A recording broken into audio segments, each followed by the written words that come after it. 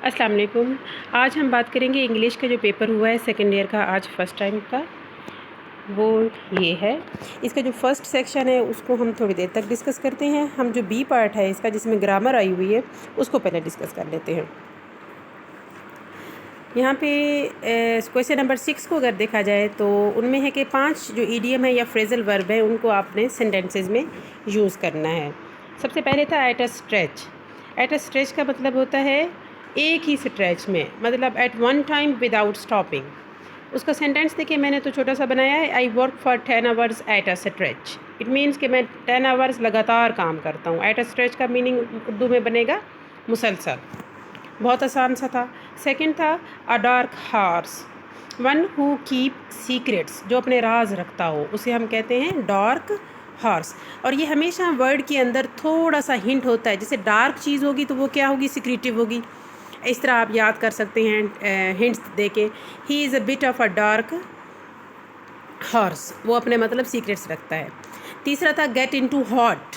अब कोई हॉट में चला जाए तो क्या होता है, मतलब कि ट्रबल में चले जाना, to get into a trouble. If you break the rules you will get into hot. It means अगर तुम रूल्स को तोड़ोगे किसी भी तरह के तो तुम खुद को क्या करोगे, ट्रबल में ले जाओगे, मुश्किल में ले जाओगे। फोर्थ जो है वो बहुत आसान है, ये हमने भी जब मैट्रिक की थी तब भी ये आया था, नल एंड वाइट।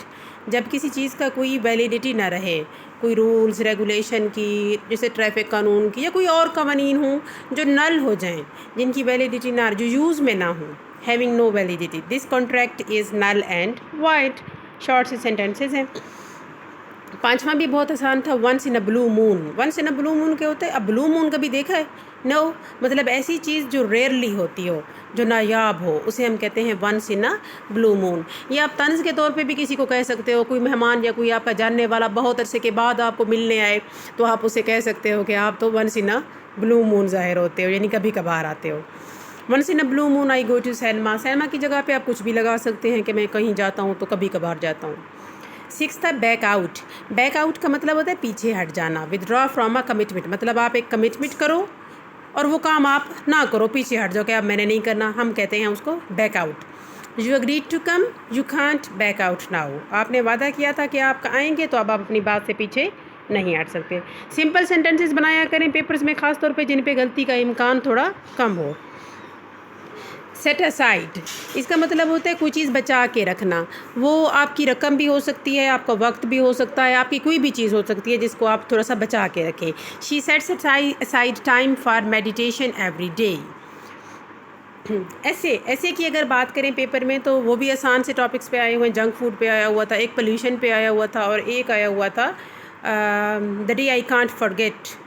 तो ऐसे की क्या है, ऐसे के लिए मैं एक अलहदा वीडियो भी अपलोड करूँगी। लेकिन जहाँ तक पोल्यूशन की बात है तो वो तो बहुत इजी है, उसको आप क्या है, एक आउटलाइन बना लें। हमेशा ऐसे की एक आउटलाइन बनानी होती है। ऐसे का एक स्टार्टिंग होता है, एक मिडल होता है और एक उसका एंड होता है। स्टार्ट आपने प्रॉपर तरीके से करना है, जिसमें आपने उस वर्ड को जो ऐसे में यूज़ हो रहा है उसको डिफ़ाइन करना होता है। सबसे पहले डेफिनेशन उसकी दें। उसके बाद जैसे पोल्यूशन है तो उसकी टाइप्स और काइंड्स बताएं, बहुत इजी हैं टाइप्स। उनमें आपकी air pollution, noise pollution, water pollution, सब कुछ आ सकता है। फिर आप उसके काजेज़ पे बात करें। अब वाटर पोल्यूशन है तो वो किस वजह से हो रही है, नॉइज़ पोल्यूशन है तो वो किस वजह से हो रही है। इस तरह सारी काजेज़, वजूहात पे बात करें। फिर आ जाएं आप उसके इम्पैक्ट के ऊपर कि इसका हमारी ज़िंदगी पे क्या असर पड़ रहा है।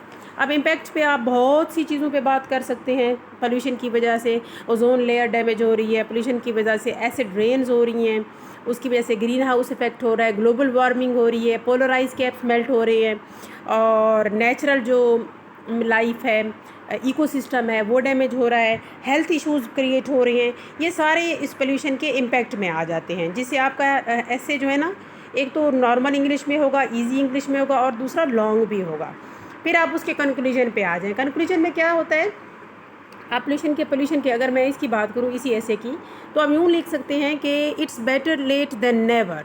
मतलब हमें इस चीज़ को अब क्या करना चाहिए, nip the evil in the bud, यानी बुराई जब शुरू हो रही है वहीं पे उसको काट दिया जाए। अब पोल्यूशन को हम आहिस्ता आहिस्ता डिक्रीज़ करने की कोशिश करते हैं। हम अपना वेस्ट जो है ठिकाने लगाएं। इस चीज़ पे थोड़ा सा बात करके हम अपने इन्वायरमेंट को साफ़ सुथरा रखें। यूँ करके आप उस कंक्लूजन में आ सकते हैं अच्छे तरीके से, और आपका ऐसे बहुत अच्छे तरीके से एंड अप हो जाएगा।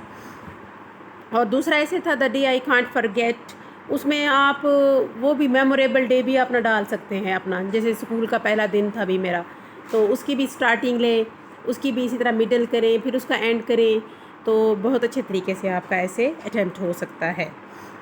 और जो सेक्शन 1 है उसके लिए एक अलग वीडियो बनाते हैं हम, ये बी पार्ट था जिसको हमने डिस्कस किया।